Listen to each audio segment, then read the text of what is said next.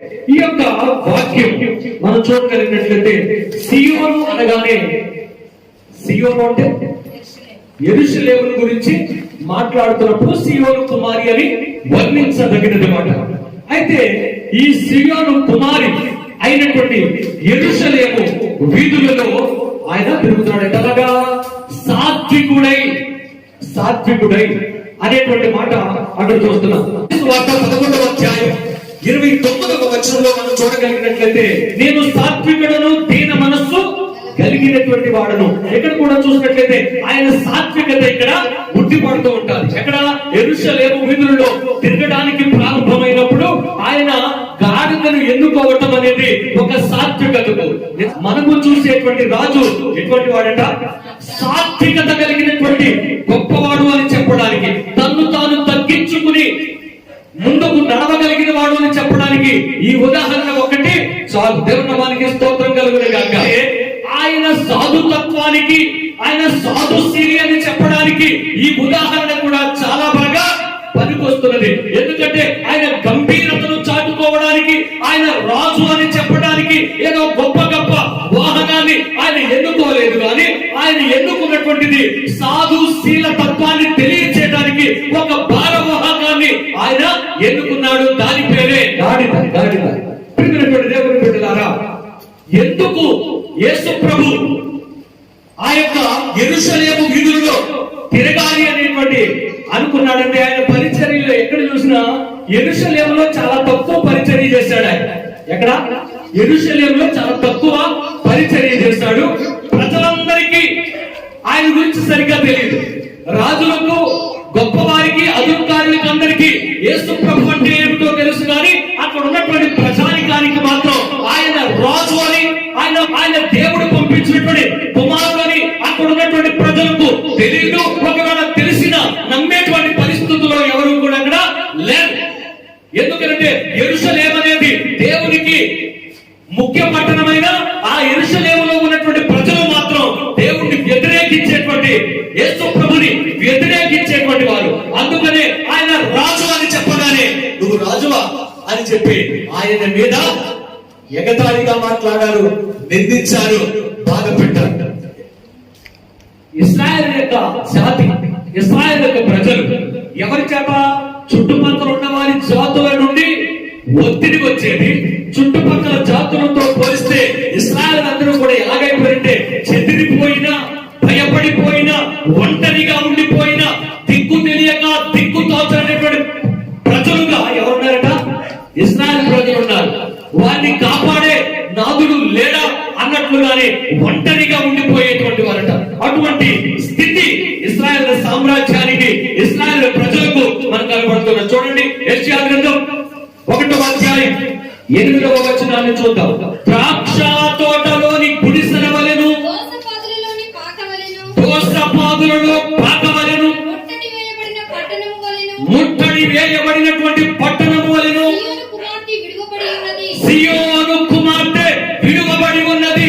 సియోను కుమార్తె అంటే యెరూషలేము ఎలాగైపోయిందట? ద్రాక్ష తోటలోని గుడిసె ఎలాగైతే ఒంటరిగా మిగిలిపోతుందో, తనకంటూ ఆధారం లేక ఒంటరిగా మిగిలిపోయినటువంటి గుడిసె వలె, పాక వలె ఈ సియోను కుమార్తె మిగిలిపోయినటువంటి సన్నివేశాన్ని మనం చూస్తున్నాం. అందుకనే యేసు ప్రభు ఈ యొక్క యెరూషలేముకు ఎందుకు రావాలని ఆశించాడో తెలుసా? ఎందుకు ఆ యొక్క రాజ వీధుల్లో తిరగాలని ఆశించాడో తెలుసా? ఒంటరిగా మిగిలిపోయినటువంటి సియోను కుమార్తె దగ్గరకు రారాజుగా మరలా దేవుడు తిరిగి వస్తున్నాడు. హల్లెలూయా, హల్లెలూయా. ఎందుకలా విడవబడిపోయింది? ఎందుకలాగా శిథిలమైపోయింది? ఎందుకలా అంటే వీళ్ళ గర్వం. ఎవరిదే? ఆ ఇశ్రాయేలు యొక్క ప్రజల యొక్క గర్వం. అందుకనే చాలా సార్లు కొంతమంది అలా మిగిలిపోతారట, ఒంటరిగా. పాట ఉంది కదా, ఒంటరినై తోడు లేక మోడునై తిని, ఓదార్చేవారు లేక భారమై తిని, తండ్రి నీవున్నావని. వచ్చిందా? ఒంటరినై తోడు లేక మోడునై. ఎందుకంటే నేను నా యొక్క విధానం, నా యొక్క గర్వం నన్ను అణిచివేసిందేమో, నా యొక్క జీవితపు విలువను నన్ను ఒంటరిగా పక్కకు నెట్టివేసినేమో, ఈ రోజున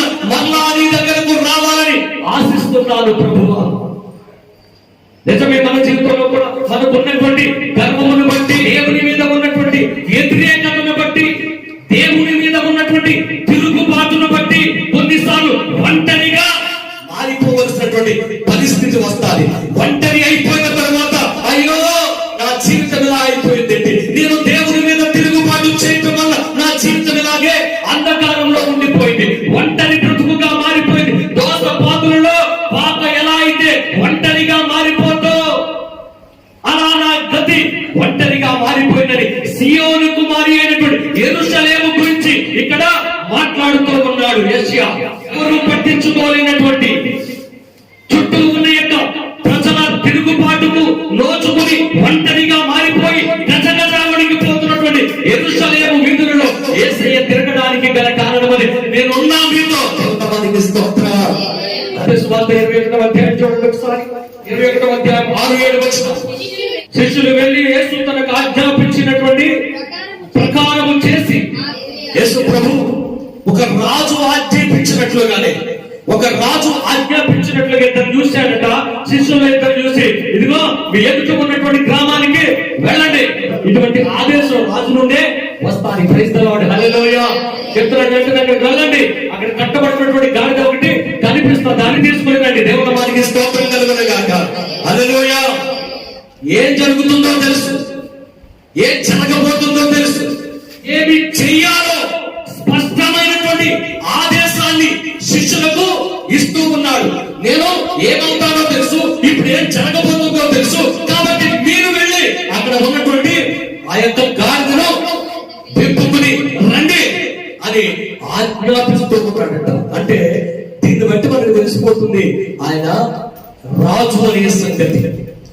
రాజు అనేటువంటి సంగతి చాలా మంది ఇశ్రాయేలు ప్రజల్లో ఆయన రాజు అంటే ఛేదించుకోలేకపోయారు.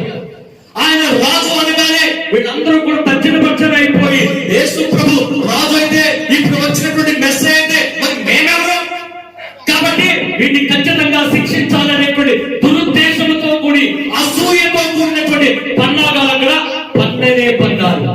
శుభవార్తల్లో మత్తయి మాత్రమే కాదు, ఈ 4 సువార్తల్లో ఈ ఇన్సిడెంట్ రాయబడింది. రాజులకు రాజువయ్యా, ఎక్కడైతే జకరియా ప్రవచించాడో, ఎక్కడైతే వాగ్దానము చెప్పాడో, ఆ యొక్క వాగ్దానపు యొక్క నెరవేర్పు మరెవరో కాదు, యేసుక్రీస్తు ప్రభువారే. ఆయనే గాడిద పిల్లను ఎక్కి ఒక సామాన్యుడిగా, సాత్వికుడుగా, దీన మనస్సు గలవాడిగా మీ మధ్యకు వస్తున్నాడు. కాబట్టి ఇప్పటి వరకు మీరు రోధనలో, వేదనలో చితికిపోయిన అండలార్పుతో కలిగినటువంటి బ్రతుకులు, ఒంటరిగా బ్రతుకుతూ విడవబడిన దానిగా ఉన్నటువంటి యెరూషలేము ప్రజలారా, మీకు సంతోషం. దేవుని వారికి స్తోత్రం. రావాల్సిన వాడు వచ్చినప్పుడు ఆనందం ఆటోమేటిక్ గా వస్తుంది. అవునే కదా. రాజకీయ నాయకులందరూ కూడా ఒకటే మాట ఏమన్నారు చెప్పాలి, అన్నొస్తున్నాడు. ఏంటట అన్నొస్తున్నాడు, మీకు ఇక మంచి రోజులే అన్నట్లుగానే యేసు ప్రభు యొక్క నగర వీధుల్లో తిరుగుతున్నప్పుడు, ఇదిగో మీకోసం రాజు వచ్చాడు, మీకు ఏర్పును దుఃఖమును ఏమీ ఉండదు. ఇప్పటి వరకు మీరు కష్టాలలో, బాధలో, శ్రమలో విడువబడినటువంటి వారుగా, ఎవరు లెక్క చేయని వారుగా మీరున్నారేమో. ఇప్పుడు రాజ వీధులలో, యెరూషలేము వీధులలో రాజు అయినటువంటి మీ రాజు తిరుగుతూ ఉన్నాడు. ఇక ఆనందమే ఆనందం. దేవుని వారికి స్తోత్రం కలుగునుగా. రాజు అని చెప్పడానికి అధిపతి ఆయనే, రారాజు. ఆయన సాత్వికుడు, దీన మనస్సు కలిగినటువంటి వాడు, ఏ దోషము ఆయనలో లేకుండా నీతి పరుడై ఉండి న్యాయవంతుడిగా, యథార్థవంతుడిగా యేసు ప్రభు వారు కనిపిస్తున్నారు. దీనుడుగా తను తాను తగ్గించుకుని భారవాహకమైనటువంటి గాడిద పిల్లలు ఎక్కి వస్తున్నటువంటి వాడు ఎవరో తెలుసా? ఆనాడు జకరియా ప్రవచించిన, యెషయా ప్రవచించిన, మలాకి ప్రవచించిన, పాత నిబంధన భక్తులు, ప్రవక్తలు ప్రవచించినటువంటి రాజు ఎవరో కాదు, ఆయనే నీతిపరుడు, యథార్థపరుడు. దేవుని వారికి స్తోత్రం. న్యాయవంతుడు. పిలాతు దగ్గరికి తీసుకెళ్ళినప్పుడు యేసయ్య ఏమంటాడంటే, ఈయనలో ఏ దోషము నేను చూడలేదు, ఈయనలో ఏ తప్పిదము నేను చూడలేదు. అధికారులకే, రాజులకే ఆయన గురించి ఒక్క అన్యాయం కూడా కనబడిపోతే, కానీ ఎవరు తీసుకెళ్లారు? శిక్షిద్దామని తీసుకెళ్ళిన వాళ్ళకు కూడా ఒక్కటి కూడా దొరకడం లేదట. ఈయన సిలువ వేయాలి, చంపాలి అని అడిగిన వాడిని పోలీ చంపేద్దాం లేదా, ఏంటి ఆయన చేసిన తప్పు అంటే, ఏం చేశాడని తప్పు, ఏం చేశాడని ఎవడు కాడే అంటే మనసారా ద్వేషించేటువంటి వారికే ఈయనలో ఒక్క తొప్ప కూడా కనిపించలేదు. దేవుని నామానికి స్తోత్రం కలుగును గాక. ఏదో నిందించాలంటే, ఏదో చంపేయాలంటే, ఆయన మొట్టు పెట్టాలంటే ఎందుకో ఏమిటో తెలియకుండా ఈ కిరాయి రౌడీల ద్వారా, ఈ కిరాయి గుండాల ద్వారా యెరూషలేము యొక్క ప్రజానికి ఏం చేస్తున్నాడు తెలుసా? నీతిపరుడు, న్యాయవంతుడు, యథార్థవంతుడైనటువంటి రాజుని ఏం చేయాలనుకుంటున్నారండి? నిర్దాక్షిణంగా చంపాలనుకుంటున్నారు. ఇప్పుడు రాజుగారు వస్తున్నారు కదా, ఎవరు? నజరేయుడైన యేసు వస్తున్నప్పుడు ఏం జరిగిందట? బట్టలన్నీ కూడా, అది ఇప్పుడే కాదు, పాత నిబంధనలో కూడా ఒక రాజుగా అభిషేకించబడినటువంటి వాడు ఎవరైనా ఉంటే ఆ రాజుకు మొదట ఏం చేసేవారని తెలుసా? సింహాసనాన్ని ఎక్కే ముందుగా ఆ మెట్ల మీద దారి పొడుగున బట్టలు వేసేవారట. ఈ రోజుల్లో రెడ్ కార్పెట్ అన్నాం కానీ ఆ రోజుల్లో ఆ బట్టలు అంటే నేల మీద నడవకుండా ఆయనకు ఒక రెడ్ కార్పెట్ వేసి ఆయన రాజుగా అంగీకరించారట. దేవుని నామానికి స్తోత్రం కలుగును గాక. హల్లెలూయా. ఇది ఖచ్చితంగా రికార్డ్ చేయబడినటువంటి మాటలు. ఆయన ఎంత గొప్పవాడో, ఆయన రాజులకు రాజు అని చెప్పడానికి ఇది ఒక అద్భుతమైనటువంటి అవకాశమే. హల్లెలూయా, హల్లెలూయా. చూడండి ఒకసారి ఆ మాటలు మీరు రాజుల 2వ గ్రంథం 9వ అధ్యాయం 13వ వచనంలో చూడండి.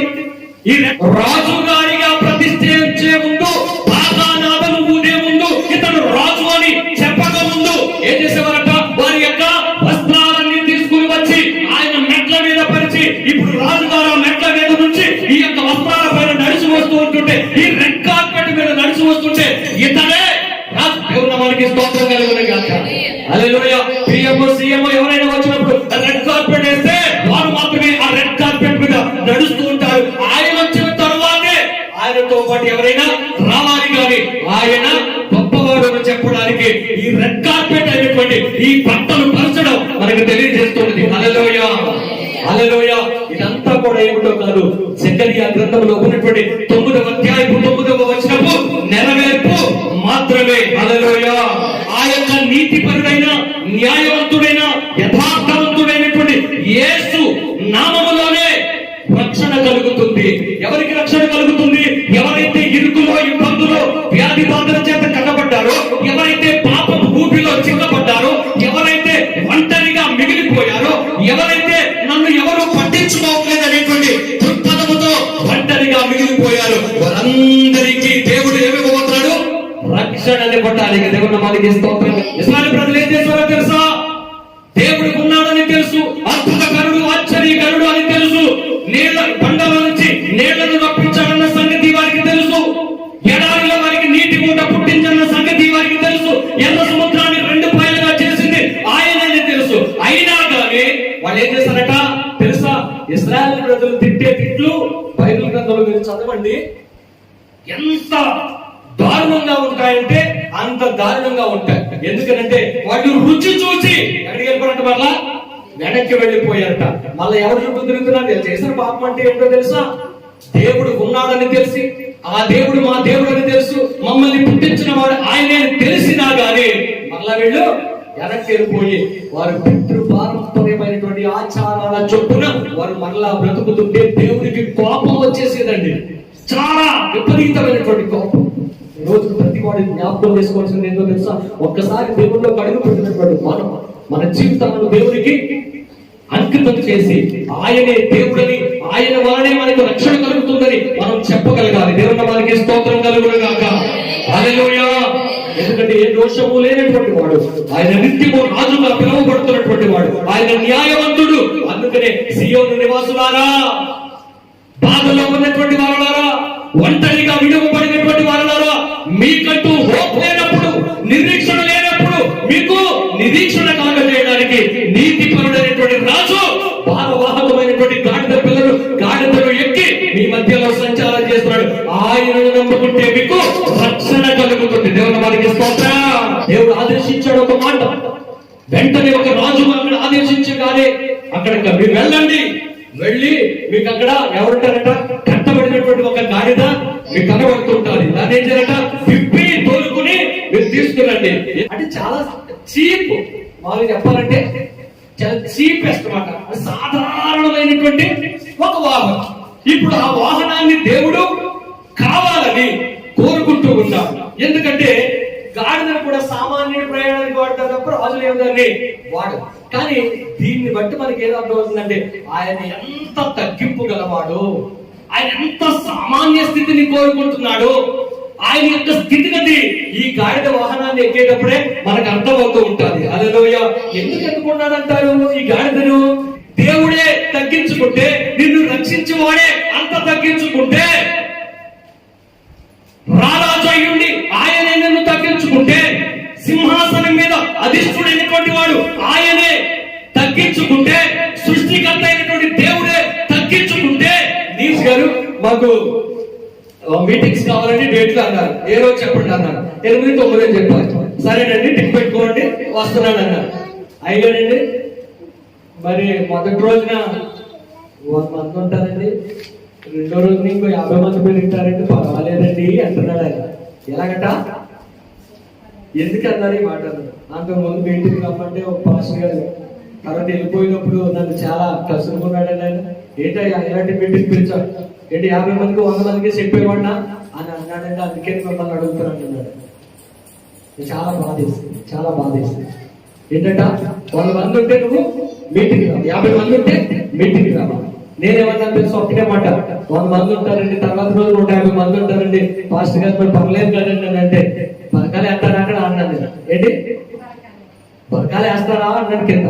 ఇంటే చాలు, ఇంక మనిషితో నాకు పని లేదు. ఈ వాక్యం వెల్లడవుతుందంటే ప్రజలు వింటారు కదా, దేవుడు మనకి స్తోత్రం కలుగునే కాక. మనుషులతో అక్కడ పని లేదు. ఒక మైక్ ఉంటే చాలు, ఆ మైక్ శబ్దం ఎంత దూరం అయితే వెళ్తుందో అందరూ కూడా దేవుని యొక్క వాక్యాన్ని వింటారు. అది చాలు అని చెప్పారు. దేవుడు మనకి స్తోత్రం కలుగునే కాక. 10 మంది ఉంటే వస్తా, 50 మంది ఉంటే వస్తా, 100 మంది ఉంటే వస్తా అని చెప్పడానికి నేనేమి గనుడునే కాదయ్యా.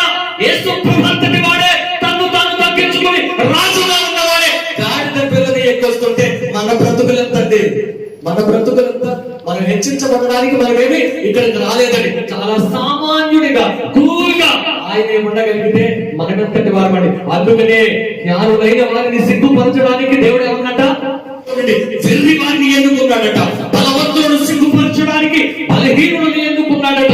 ఎన్నిక లేని వారిని వ్యర్థము చేయడానికి, నీచులైనటువంటి వారిని, తృణీకరించబడినటువంటి వారిని, ఎన్నిక లేనటువంటి ప్రజలను దేవుడు ఎన్నుకున్నాడట. హల్లెలూయా. కూడా యోగ్యత లేనటువంటి మన బ్రతుకులకు దేవుడు కనిపిస్తూ ఉన్నాడు. దేవుని మాట కనబడుతూ ఉన్నది. అందుకని ఎందుకు ఎన్నుకున్నాడంటే వాళ్ళ సిగ్గుపరచడానికే దేవుడు మనల్ని ఎన్నుకున్నాడు. దేవుడు మనకి స్తోత్రం కలుగునే గాక. హల్లెలూయా. గాడిదను అందుకే ఎన్నుకున్నాడు.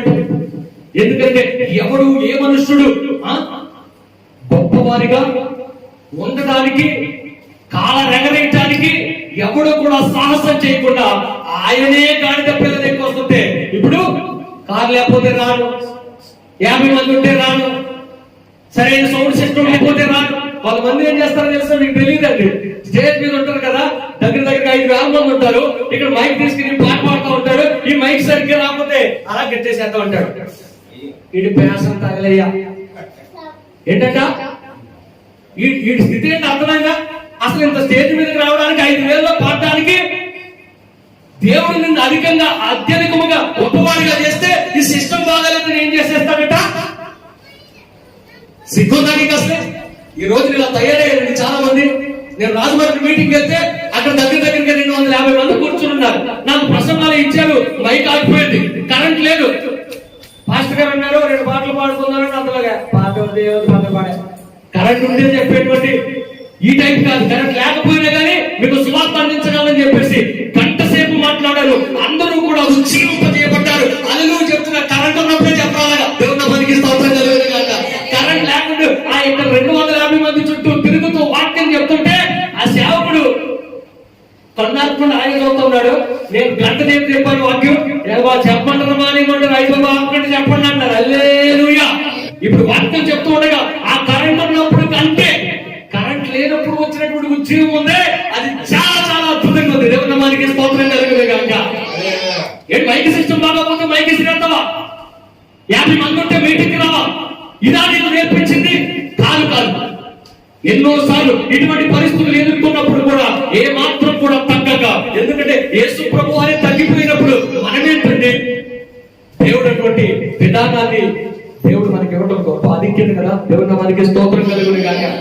ఆ తర్వాత కరెంట్ లేకుండా అంటే పెద్ద ఏం పిలవరు. ఎందుకంటే అప్పుడు సరిగ్గా ఉండదు కాబట్టి సరిగ్గా చెప్పడం. మనకి కరెంట్ లేకపోవడమే ఒక అంచనాగా తీసుకుని, ఒక అవకాశంగా తీసుకుని చెప్తే వాళ్ళ మీటింగ్ కి దగ్గరగా 5 సార్లు వెళ్ళాను నేను. దేవుడు మనకి స్తోత్రం కలుగును గాక. నిజంగా మనం తగ్గించుకున్నప్పుడు ఆటోమేటిక్ దేవుడు ఏం చేస్తా ఉంటాడట? హెచ్చించాలని తగ్గించుకోకుండా. అర్థమవుతుందా? రేపొద్దున మీరు హెచ్చించబడిపోవాలని తగ్గించుకుంటే రాదు. మీకు నిజంగానే సామాన్యంగానే ఆ బుద్ధి, ఆ యొక్క విషయాలు మీలో ఉన్నప్పుడు ఖచ్చితంగా దేవుడు మిమ్మల్ని ఒకానొక టైంలో తగ్గించుకున్నారు కాబట్టి రేపు 2 రెట్లు ఎక్కించాడు. ఎల్లప్పుడూ సదానీతిగా ఉంటే, ఎల్లప్పుడూ సదా తగ్గింపుతో ఉంటే, అసలు దాని మీద మనకి ఎటువంటి ఆశ లేనప్పుడు దేవుడు మనల్ని ఏ స్థితిలో ఉంచాలో ఆయనకు అర్థమవుతుంది. హల్లెలూయా. 2 సంవత్సరాలు పట్టొచ్చు, 3 సంవత్సరాలు పట్టొచ్చు, 10 సంవత్సరాలు పట్టొచ్చు, కానీ ఎన్ని సంవత్సరాలు పట్టినా కానీ నిన్ను హెచ్చించాలనుకున్నటువంటి దేవుని యొక్క తీర్మానం నీలో సరిగ్గా మానదు. దేవునికి స్తోత్రం. హల్లెలూయా. గాడిద అనేది చాలా చీప్ ఇష్టం. అసలు గాడిదను ఎన్నుకోవడానికి, ఎందుకట గొర్రెలైనటువంటి గుర్రాలని సిగ్గుపరచడానికి గాడిదను ఎన్నుకున్నాడని అర్థం. హల్లెలూయా. తెలివైన వారిని పక్కకు తొక్కేయడానికి తెలివి లేనటువంటి దాన్ని ఎన్నుకున్నాడు అనుకోవచ్చు. దేవునికి స్తోత్రం. కొన్ని గాడిద ఏమన్నా పెద్ద పెద్ద గోల్డ్ మెడల్ సంపాదించిందా? ఒక పాపపు తలంపులు కలిగినటువంటి మానవుడు ఈక్వల్ టు ఎవరట? చెప్పండి, సిగ్గేసేటువంటి ఒక పాపపు తలంపులు కలిగిన మనిషి ఈక్వల్ టు గాడిద. అబ్రహాం దేని తీసుకెళ్తాడు? గాడిని తీసుకెళ్తాడా? ఎక్కడి వరకు తీసుకెళ్తాడు? కొండ శివాలయాన్ని తీసుకెళ్ళాడు. ఎందుకు? పరిశుద్ధ స్థలం ఎక్కడానికి నీకు అక్కడ అంటే మోపులు మేమైనా మోసుకెళ్తాం కానీ నువ్వు ఎక్కడానికి ఏమాత్రం కూడా. అంటే ఏంటో అపరిశుద్ధమైనది, విలువ లేనిది, ఏమాత్రం కూడా పనికి రానటువంటి ఈ యొక్క గాడిద కనుకనే అబ్రహాం గారు కూడా ఆలోచించి మేమైనా నెత్తి మీద పట్టుకుని పొలంలో అగ్గి పట్టుకెళ్తాం కానీ నువ్వు మాత్రం రావడానికి లేదని చీదరించుకున్నటువంటి గాడిద, విలువబడినటువంటి గాడిద, పరిశుద్ధ స్థలంలోకి రాలేనటువంటి గాడిద. అవునగా చెప్పండి. ఈ గాడిద నీచమైన, హేయమైన, విడువబడిన, ఎవరికి ఉపయోగం లేనటువంటి గాడిదను అబ్రహాం అయితే అక్కడ వదిలిపెట్టాడు. నీచంగా చూసాడు, పక్కన పెట్టేశాడు. నిజమే, నీచమైన దాంతో పోల్చాడు కాబట్టి, నీచము కలిగింది కాబట్టి అక్కడ వదిలిపెట్టేశాడు. ఏ మాత్రం కూడా నువ్వు పరిశుద్ధ స్థలం చొక్కడానికి వీలు లేదు. ఎందుకంటే ప్రభువుకి నేను దహన బలి ఇవ్వడానికి వెళ్తున్నాడు. ఆ కొండ చాలా పవిత్రమైనది. దహన బలికి అది నువ్వు తీసుకెళ్ళలేదు, కనీసం కొండ ఎక్కడానికి కూడా పనికి రావట్లేదంటే చూడు. అంత నీచమైనది, అంత విలువబడింది. హల్లెలూయా. ఇటువంటి నీచమైన, విలువ లేనటువంటి గాడిద చూడండి. నిర్గమకాండంలో 13వ అధ్యాయం 13వ వచనం చూడండి ఒకసారి. మీకు ఉన్నటువంటి గాడిద పిల్లలు ఒకవేళ మీరు దహన బలికి ఇవ్వాలనుకుంటే దాన్ని ఇవ్వక దానికి మారుగా వెల చెల్లించి ఎందుకనట? గొర్రెపిల్ల ఇవ్వన్నాడా? గొర్రెపిల్ల అని అనగానే గొర్రెపిల్ల కాదా? చదివింది మీరే కదా బాబు. గొర్రెపిల్ల అని చెప్పాలని చెప్తున్నాడు కదా మీకు. దేవునికి స్తోత్రం కలుగును గాక. గొర్రెపిల్ల అనగాడు. గొర్రెపిల్ల కదా, మేకపిల్ల అయి ఉంటుంది.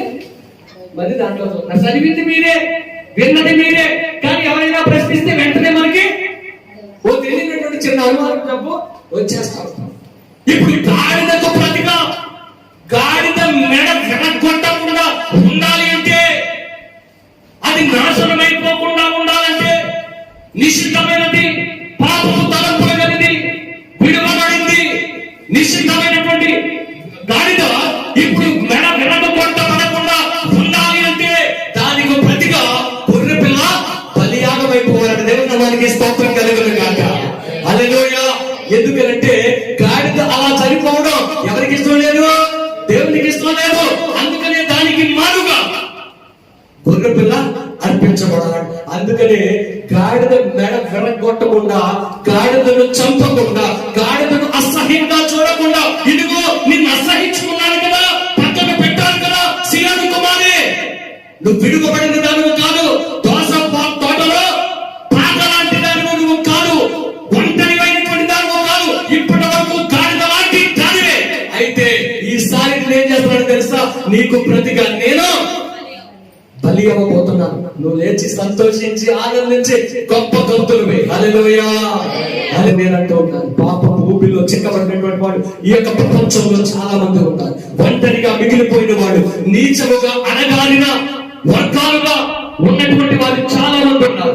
కానీ వాళ్ళందరికీ నేను ఒక మాట చెప్తున్నాను, నిన్ను ప్రజలు నీచకంగా చూస్తున్నారేమో, ఏడవ చేస్తూ ఉన్నారేమో, ఒంటరిగా నిన్ను ఉంచేస్తున్నారేమో, సమాజంలో నిన్ను కలుపుకోవటం లేదేమో, నా బ్రతుకేంటి దేవుడా అని నువ్వు ఆలోచించగలిగితే ఈ రోజు నీ కొరకు నీ ప్రాణాన్ని రక్షించడానికి, నీ మెడ వినకుండా ఉండడానికి నజరేయుడైన యేసు ఎక్కడంట యెరూషలేము వీధుల గుండా రాజుగా వస్తున్నాడట.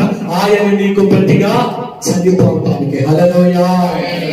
స్వభావం కలిగినటువంటి మానవుణ్ణి విడిపించడానికి, గాడిద లాంటి మానవుణ్ణి విడిపించడానికి యేసు గొర్రె పిల్ల అవతారం ఎత్తి పాపపు ఊబిలో చిక్కబడినటువంటి ప్రతి వ్యక్తిని ఆయన తన రక్తము చేత విమోచించబడుతూ ఉన్నది. ఎందుకంటే ఆయన నిర్దోషమైనటువంటి వాడు, నింద లేనటువంటి వాడు, పవిత్రత కలిగిన వాడు, పరిశుద్ధుడై ఉన్నాడు. అటువంటి పరిశుద్ధుడైనటువంటి ఆయన రక్తం పాపము నుండి మానవుని ఏం చేస్తుందట?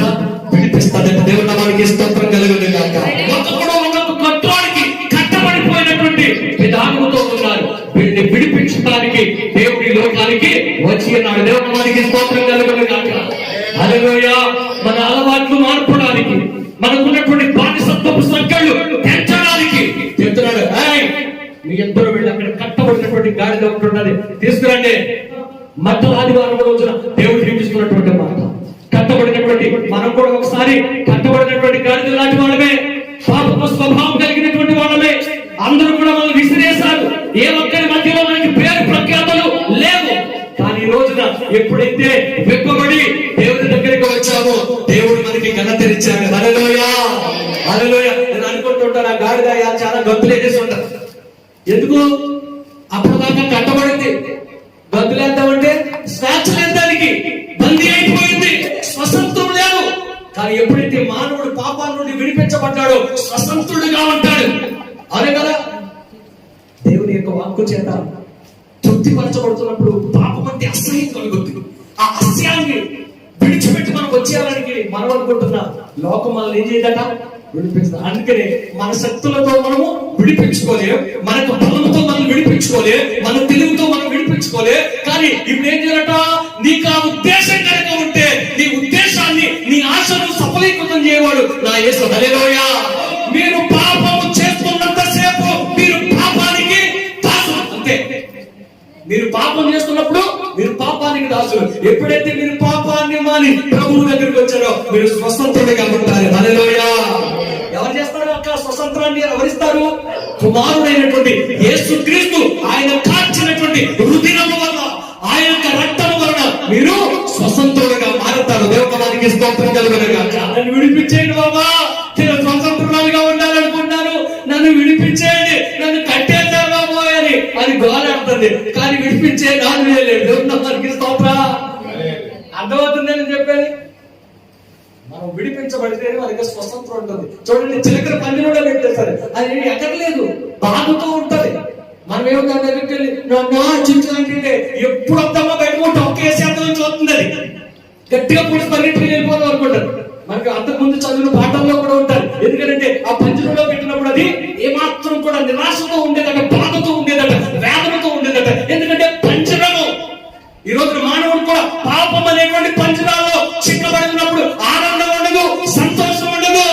కానీ ఎప్పుడైతే ఆ పాపము పంజరాన్ని చీల్చుకొని బయటకు వస్తాడో ఆ వ్యక్తి హాయిగా రెక్కలు కొట్టుకుంటూ ఎక్కలేనంత ఎత్తైన కొండకి ఎగిరిపోతాడు. దేవునికి స్తోత్రం. హల్లెలూయా. నువ్వు పాపము చేత బంధింపబడినప్పుడు నీ స్థితి అక్కడే ఉండిపోతాడు. ఎప్పుడైతే నువ్వు ప్రభువు చేత విమోచించబడతావో ఎక్కలేనటువంటి కొండకు, ఎత్తైన కొండకు నిన్ను ఆశీర్వదించగలిగిన వాడు నా దేవుడు. దేవునికి స్తోత్రం.